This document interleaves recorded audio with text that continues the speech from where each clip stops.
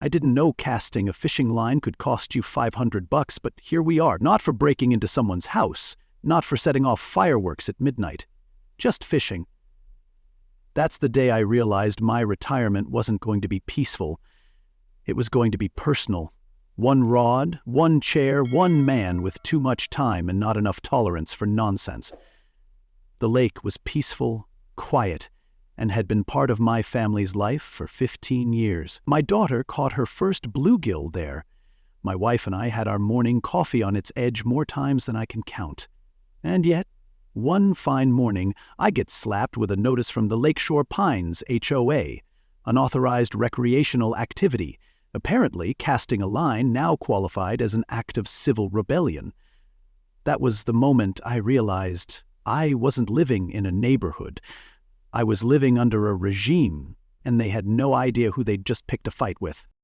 If you're watching this from Texas or Florida, go ahead and drop your state in the comments because, let's be honest, nobody gets HOA drama like y'all do. I want to know which states dealt with the worst neighborhood dictators, the pettiest rule pushers, the most unhinged clipboard tyrants. As for me, I cashed out at 48 after selling my real estate law firm for more than enough to keep my wife Leah and me living easy. But then the HOA came for my fishing rod, and let's just say they woke up the wrong kind of retired. See, I'm not your average retired guy mowing his lawn to escape boredom. I'm Graham Ellison, former real estate attorney, founder of a law consulting firm I sold at 48 for more than enough to retire with dignity, a stocked wine cellar, and a fishing calendar. I don't chase confrontation, but I don't blink when it shows up either. When I saw that vine taped to my door like a grocery coupon from hell, I didn't just see a petty punishment. I saw an opening, an invitation, a challenge. I've spent my life dealing with people who misuse power, and Delora Pike, the HOA president, had just issued me a golden ticket to turn my retirement into a mission. You want a war over worms and water? Game on. Delora is the kind of woman who treats the HOA binder like it's the Constitution. Hair like frozen whipped cream, voice like she's narrating a museum tour. When I walked into that HOA office to contest the fine, she greeted me like she was hosting a funeral, with a smile that didn't reach her eyes, and a tone that said, "Bless your little heart. You're about to lose." She slid a binder across the desk and pointed to a line that, according to her, gave the board full authority over community spaces. "Fishing is not compatible with the aesthetic we're cultivating," she said. I almost laughed. The lake had cattails, frogs, and the occasional snapping turtle. It wasn't the Bellagio. I asked when this rule was passed. 2 years ago, she said, which was funny because most of us moved in after that. No vote, no signs, just vague language buried like a trap door in fine print. "The fine stands," she said, already moving on to the next victim. Now, I've spent enough years in the courtroom to recognize when someone's bluffing with a bad hand, but this wasn't about policy.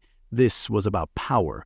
She wasn't enforcing rules. She was drawing lines in the sand with a pearl-tipped pen. I left the office, not angry, but activated.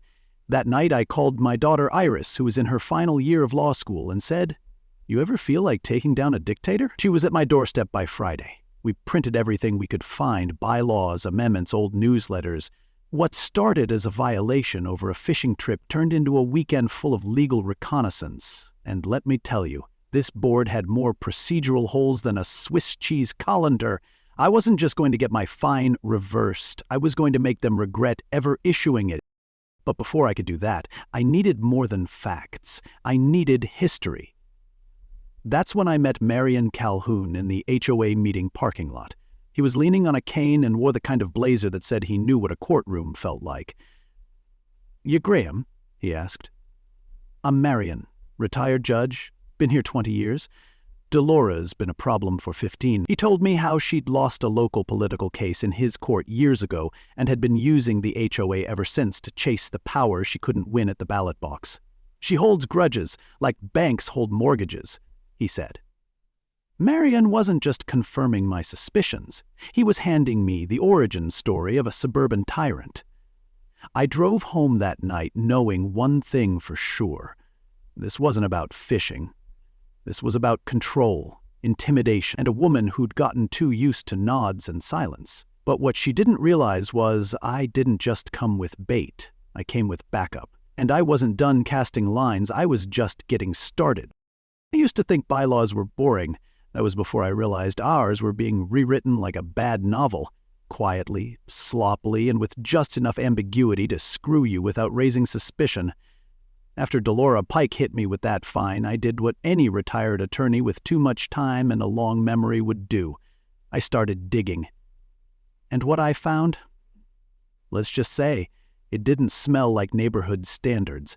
It smelled like strategy. The rule she cited, about activities needing approval in common areas, it wasn't in the original documents we received when we bought the house. I pulled out my HOA welcome packet, dusted it off like an old family Bible, and flipped through every word. No clause, no footnote, nothing about needing permission to fish, walk, or breathe near water. But in the newest version online, there it was, buried like a landmine in Section 9.42, added 2 years ago, quietly slid in with no vote, no resident input, and no public notice. It was as if someone had written their own rules in invisible ink and was just waiting to shine a flashlight when it suited them. That flashlight came with a $500 0 price tag. I didn't have to guess who held the pen. Delora Pike had been running the Lakeshore Pines HOA like it was her personal fiefdom, and apparently rewriting bylaws was her favorite hobby. I decided I needed backup, and backup came walking down my street holding a cane and wearing a linen jacket like it was still courtroom season. Marion Calhoun, retired federal judge. He waved at me like he'd already read the verdict. "You've stirred up the hornet's nest," he said, "and it's about time someone did." We stood at the edge of the lake like two old generals surveying a battlefield. Marion told me he'd lived here for 2 decades and had watched the HOA go from neighborly to authoritarian. "Delora's been changing rules for years," he said. "Garden gnomes, wind chimes, mailbox height, you name it. One line at a time, no votes, no process, just edits. She calls it improvement, I call it control." Turns out, they had history. Years ago, when Delora tried to run for local office and got hit with a campaign finance violation, it was Marion who presided over the case. She lost. Badly. "She's been rewriting the town ever since," he said. "Only now she doesn't need a ballot box. Just a board vote she never actually holds." Now, I'm not one for conspiracy theories, but when a woman you find years ago starts rewriting your community one clause at a time, you start connecting dots. And so did my daughter Iris. She came home that weekend like a storm in sneakers, hauling a duffel bag filled with legal textbooks and a printer she practically slept beside. Final year of law school, sharp as a blade, with a dry sense of humor that could peel paint. "Dad," she said, sipping black coffee, "this is either the dumbest abuse of power I've ever seen or the most impressively stupid." We cleared out the dining room, stacked the HOA documents like case law, and started matching dates, names, and signature gaps. What we found was damning. Entire sections had been added without notice. Some revisions were backdated, others were signed only by Delora, not the board, and most of them affected homes around the lake. "That's no accident," Iris muttered, highlighting yet another clause. "She's not just protecting the lake. She's positioning herself around it. Delora wasn't defending community values. She was fencing off a prize." As we worked late into the night, someone knocked on the door. A young man with shaggy hair, a canvas messenger bag, and a notepad full of questions. "Colt Jensen," he introduced himself. "I've been covering HOA incidents across the region. Your name's come up a few times." Turns out Colt was a freelance reporter with a particular interest in neighborhood power grabs. He'd been to several of our HOA meetings, sitting quietly in the back while residents got steamrolled. "Delora's got a pattern," he said. "Late-night amendments, sudden fines, vague citations. You're not the first to push back. You're just the first with credentials and a fishing pole." I invited him in, and within minutes Iris was showing him our spreadsheet of irregularities while I filled him in on the backstory. Colt even had a few audio clips of Delora shutting down residents mid-meeting. "She treats open forums like closing arguments," he said, "and she never loses. Unless someone else is listening." That's when it clicked. This wasn't about one rule, or one lake, or even one homeowner. This was systemic, coordinated, a mini dictatorship hiding behind pastel cardigans and procedural jargon. And just when I thought I had the full picture, Marion called with one more layer. "You ever wonder why the lake's such a touchy subject?" he asked. "It's because nobody's ever confirmed who actually owns it." He explained that the original developer went bankrupt before completing the full land transfer. Some parts of the lake might still be listed under defunct corporate titles. "If that lake doesn't officially belong to the HOA," he said, "they've been enforcing rules on land they don't even control." My jaw tightened. If that were true, then not only was my fine baseless, it was illegal. I shared the news with Iris and Colt, and the three of us started digging into county land records. What we found next would change everything. An ownership void, quietly ignored for years, sitting beneath the HOA's crown jewel. The lake was a ghost on paper, and ghosts, as it turns out, make terrible landlords. We weren't just fighting pettiness anymore, we were standing on a fault line, and the HOA didn't even see the crack forming beneath their feet. Stay with me, because the next part, that's when things stopped being about fish and started being about power. So if you think a fishing fine was the end of it, think again. Because what we uncovered next wasn't just a loophole. It was a legal sinkhole big enough to swallow the entire HOA charter. And trust me, once the lake's true ownership came to light, the board's foundation started to crack. Fast. If you've ever tangled with a neighborhood bully hiding behind bylaws, you're going to want to see how this one plays out. Hit that subscribe button, tap the bell, and join me in the next chapter, where fishing becomes the least controversial thing I did, and the HOA starts sweating more than my grill on barbecue Sunday. You ever have a hunch so strong it keeps you up at night? That lake. Something about it didn't add up.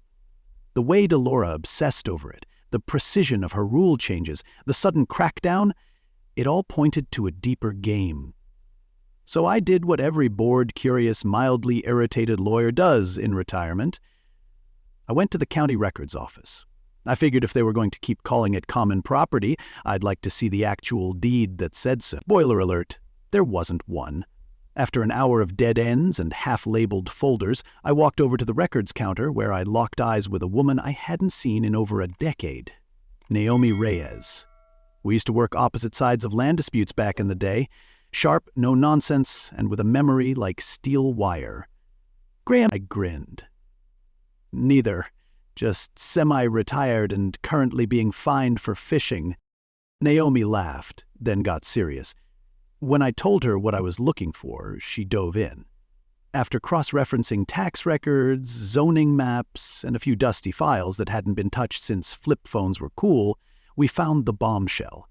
The lake had never been properly transferred to the HOA. It belonged to a now-defunct development company that went bankrupt during the last housing crash. Legally speaking, the property was abandoned, floating in limbo, unclaimed, unmanaged, and most importantly, unenforceable. The HOA had been acting like it was theirs for years, but there was no paper trail to back it. "They've been bluffing with an empty hand," Naomi said. "All bark, no title." I thanked her, made a copy of everything, and walked out with the kind of smile that only comes from knowing the rules better than the people trying to write them. I didn't just have a defense, I had leverage. And leverage, in this case, came with water rights. Back at home, I filled in Iris and Colt. We triple-checked the records, mapped out ownership timelines, and built a dossier thick enough to make Delora choke on her rulebook. But it wasn't long before the HOA caught wind that I was sniffing around. That week, I received 2 more violation notices. One for an unauthorized decorative wind spinner in my front yard. Apparently, my wife's hummingbird ornament was now a threat to the neighborhood's moral fabric. The other, lawn edging style inconsistent with HOA aesthetic. I didn't even know lawn edging could have a style. these weren't citations. They were warning shots. And then, one afternoon, as I walked back from the lake with my tackle box, HOA Vice President Harlon Griggs was waiting for me on the trail. Broad-shouldered, stiff posture, and the kind of forced politeness that always comes before something dumb. "You're making things harder than they need to be," he said. I told him I'd been hearing that since 1987. He didn't laugh. Then came the twist. Harlon didn't hate fishing because of policy, he hated it because of pain. "My younger brother drowned while fishing," he said flatly. "We were kids. I saw it happen. For a moment, I saw past the clipboard and the stiff neck. There was grief there. But grief and governance don't mix well when manipulated. Delora had played him like a guilt-stricken pawn, weaponizing his trauma to push through rules that never should have passed. She told me we needed a justification," he admitted. "I gave her one. That stuck with me. Not because it excused anything, but because it explained everything. Some folks use their scars to heal others. Delora used his to build a fence. And people were finally starting to see through the paint." Whispers started around the neighborhood. Quiet ones. A wave here, a short nod. A comment while walking the dog. "Saw what you're doing, thank you." Support, cautious and careful, but growing. One neighbor, an older woman with 2 grandkids, said they used to fish at the lake every weekend until Dolores started mailing them threats about improper use of community resources. Another told me she'd been fined for leaving her garden hose visible from the street. It was like living in a gated community without the gate. As the neighborhood simmered with silent support, Delora doubled down. Her next move? Cameras. Signs. A new rule proposal about non-sanctioned activities within visual range of public areas. It was so vague it might as well have banned thinking too loudly, and yet the board rubber-stamped it faster than I could boil a crawfish. The last straw came on a Tuesday morning. I was walking along the lake path when someone rushed past me from behind and shoved me hard enough that I dropped my coffee and landed hip-deep in the water. They never turned around, just kept walking like nothing happened. I stood there, soaked, stunned, and weirdly amused. That's when I started laughing. Because while they thought they were intimidating me, what they really did was fuel me. I wasn't rattled, I was recharged. I walked home dripping and smiling like a man who knew something they didn't. That they were no longer running the story, they were starring in my case study. I toweled off, changed shirts, and printed another copy of the land records. I pinned them to the office wall right next to our HOA map. And I muttered to myself, "They think they're scare me? No. They're sponsoring my comeback tour." And oh, the next act was going to be beautiful. Stay with me, because next, we aim for the jugular. The county was about to auction off the lake, quietly. No big announcement, no neighborhood notice. Just a line item in a tax clearance sale buried behind expired lots and dead-end parcels. It was Marion who caught it first. He called me one morning, voice low like he was sharing nuclear launch codes. "They're liquidating the old developer's assets," he said, "and the lake's on the list." I nearly choked on my coffee. The same lake Delora had claimed like it was her inheritance was, in fact, still technically abandoned. No one had filed for ownership since the company folded during the crash. And now, it was headed for public auction. I didn't smile. I grinned. But I also knew Delora wouldn't let it go without a fight. That meant I had to be smarter, faster, and just a touch sneakier. So I called the only man who could help me outmaneuver a power-hungry HOA president and a corporate land shark in one sitting, Raphael Monroe. Raphael was a former courtroom gladiator turned acquisition strategist and a friend from my pre-retirement years. He once got a rezoning claim dismissed using a clause written in 1934. "You want subtle, silent, and devastating," he said when I told him the story. "That's my kind of party." We met for lunch, laid everything out, and by dessert he had a plan. We'd form a clean shell company, anonymous, quiet, unconnected to my name. It would bid on my behalf, armed with just enough funding and legal prep to make a serious play without drawing suspicion. "Delora can't know it's you," he said. "If she does, she'll mobilize everything she has to block it." We filed the LLC paperwork that same afternoon. I called Iris and Colt, told them to keep digging on Delora's connections while Raphael mapped out funding thresholds and auction rules. Everything felt tight, clean, bulletproof, until 3 days before the auction, Raphael called with a new complication. Silvertide Properties was entering the auction. I didn't need a dossier to know what that meant.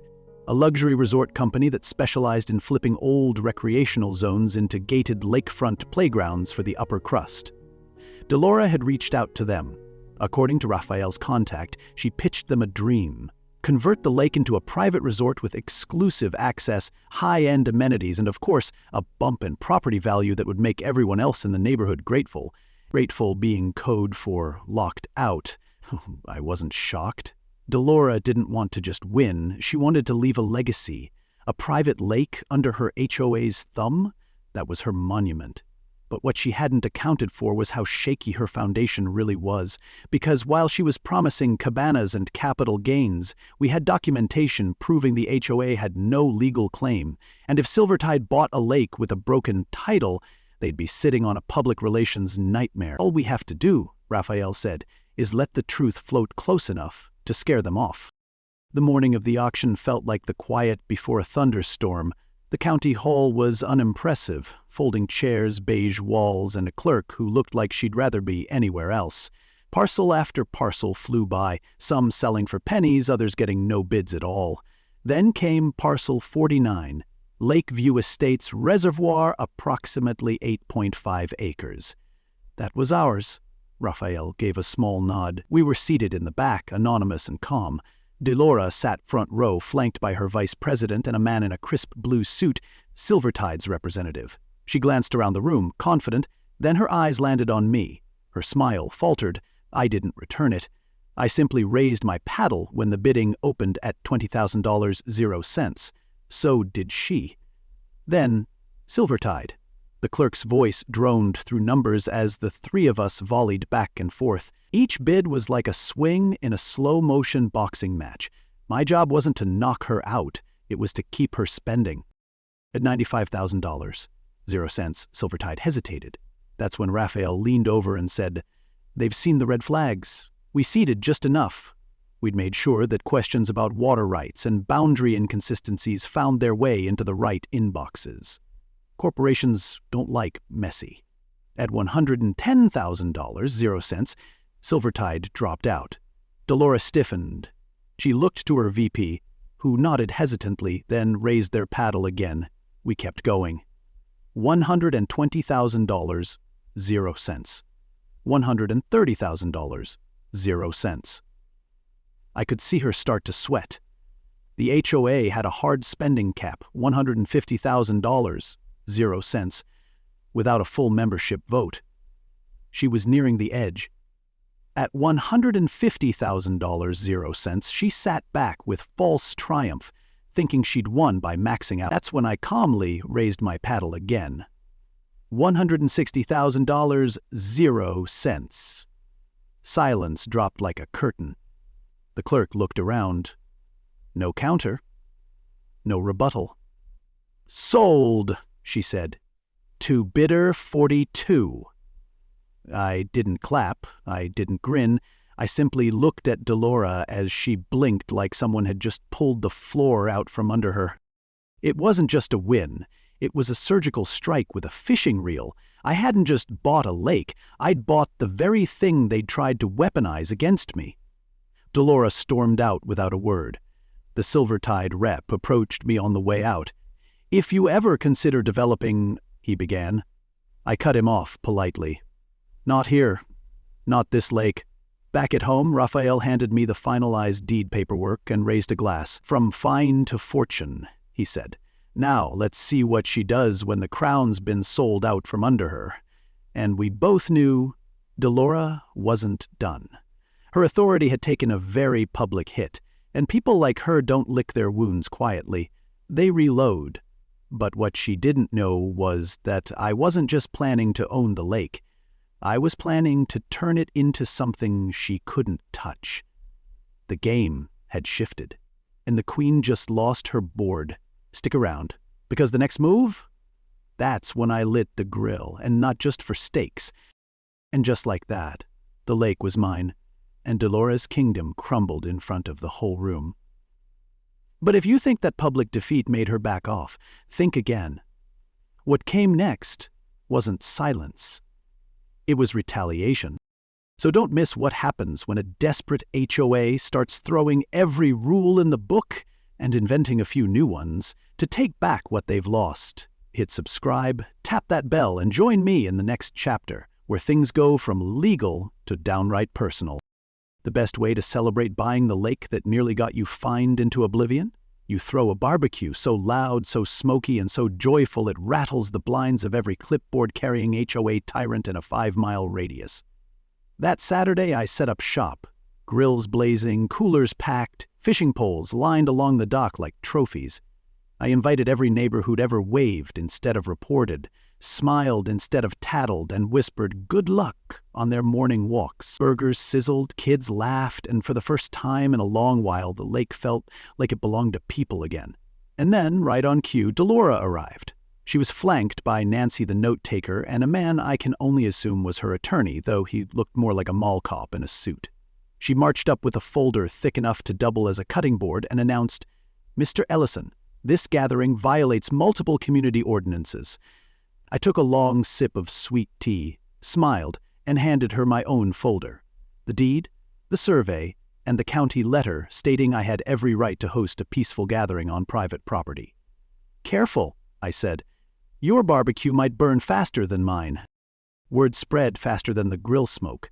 Neighbors who had been afraid to speak up started wandering over. One brought brownies, another brought lawn chairs, a few brought stories, quiet admissions of fines for mailbox colors, garden statues, wind chimes. Apparently, Dolores' HOA had spent years policing joy, but something had shifted. The barbecue wasn't just burgers and music. It was defiance with a side of coleslaw. When Nancy tried to snap photos for evidence, one of the kids she'd cited for sidewalk chalk drew a perfect caricature of her in return. It was oddly flattering. Even Harlon, the VP with the fishing trauma, stopped by. He didn't eat, didn't talk, but he watched. And when Delora tried to demand the party shut down again, he muttered, just loud enough for her to hear, "You're losing them." Her glare could have melted cheese. But the real heat was coming from the grills and the growing fire in the community's gut. The next day, Colt showed up at my door with his phone in one hand and a look that said, "You're going to want to sit down for this." Someone had leaked internal HOA emails, not just complaints or gossip, full-on smoking guns, target lists of problematic homeowners, recommendations for increasing violation citations to control narrative, even one gem from Delora suggesting that certain residents don't fit the aesthetic trajectory of our vision. Then came the financials. Misused funds, unauthorized purchases, and a payment trail leading to a consulting firm conveniently tied to Dolora's cousin in Sarasota. It was like watching termites fall out of the walls. And just when I thought the folder couldn't get thicker, Harlon called. "I need to meet," he said. "It's time." We met behind the old rec center. He looked 10 pounds lighter. Less weight, more truth. "I've seen everything. I've signed off on some of it. And I've had enough." Harlon handed me a flash drive. Then he said the words Delora feared most. "I'm coming clean." It wasn't long before the neighborhood started changing. People began pushing back. One couple repainted their fence the color it was before they got fined. Another reinstalled their garden flamingos like war flags. Someone organized a block party and invited the entire street, except Delora. HOA meetings became standing room only events, and at one of them, Nancy, yes, binder-hugging, rule-citing Nancy, stood up, red-faced, and confessed she had no idea her own son was helping with my community cleanup project. "I thought he was doing detention," she snapped. Turns out, her son had joined our volunteer team, building benches by the lake, planting native shrubs, and fishing on the weekends. When she tried to punish him, he looked her in the eye and said, "Why? For helping people?" The room went quiet, and for the first time since I moved in, I saw people nodding at each other without fear. The HOA's power wasn't breaking, it was unraveling. Their empire of rules collapsed like a card table in a windstorm, but nothing compared to what happened when Colt published the exposé. It hit the local paper, the neighborhood forums, even the city newsletter. HOA hijacked inside the power games at Lakeshore Pines. The piece quoted emails, financial mismanagement, resident testimonies, and Harlan's full statement. It painted a picture of control disguised as order, authority built on silence, and an HOA board more interested in domination than community. Delora, once untouchable, went full damage control. Letters, statements, denials. But the paper trail was longer than her excuses. Residents started asking questions she couldn't spin. Where did the money go? Who authorized the fines? Why were people targeted? The board meetings turned hostile, not from me, but from the very neighbors she thought she had in her pocket. And I didn't have to say a word. The truth did all the talking, but I wasn't done. Not yet. Because while the BBQ broke the ice and the leaks broke the dam, the real storm was still building. Stick with me. Because the next move? That's when the entire board hits the water. Figuratively, of course. For now. We called it Freedom Lake Fishing Day, but let's be honest. It was a festival, a reckoning, and a celebration all rolled into one. We had banners, barbecue pits, coolers the size of bathtubs, and more folding chairs than a church revival. Local vendors pitched in. Volunteers wore shirts that read, "Real Change." And the whole shoreline buzzed with families, laughter, and lines cast into calm water. But this wasn't just about fish. It was the same day as the special HOA election. Marion Calhoun, our retired federal judge with more dignity in his left pinky than Delora had in her entire bylaws, had agreed to run for president. His platform? Transparency, fairness, and no more fines for flower pots. It was the first time in years people were smiling at an HOA ballot table instead of flinching. And Delora? She didn't even show up. She sent a letter instead, something about medical leave and unjust smearing. By the time the votes were counted, Marion had won in a landslide. It was less of a win and more of a community exhale. With Delora officially ousted, the dominoes fell fast. Silvertide, sensing the shift, pulled their proposal within hours. Due to unresolved environmental and legal ambiguities, their statement read. Translation, they didn't want to touch anything that had Graham Ellison's fingerprints on it. The board held a vote to restructure itself entirely. No more backroom rule changes, no more surprise amendments. Residents now had the power to vote on major decisions. Fines had to be reviewed, meetings had to be public, and HOA funds fully audited, tracked, and reported. You could feel the tone change overnight. People who once peeked through blinds now walked to each other's porches with pie. The fear that hung over the community like stale air finally cleared. Lakeshore Pines wasn't just a neighborhood anymore. It was becoming what Delora had promised, but never delivered, a real community. As for the lake, I had one more move up my sleeve.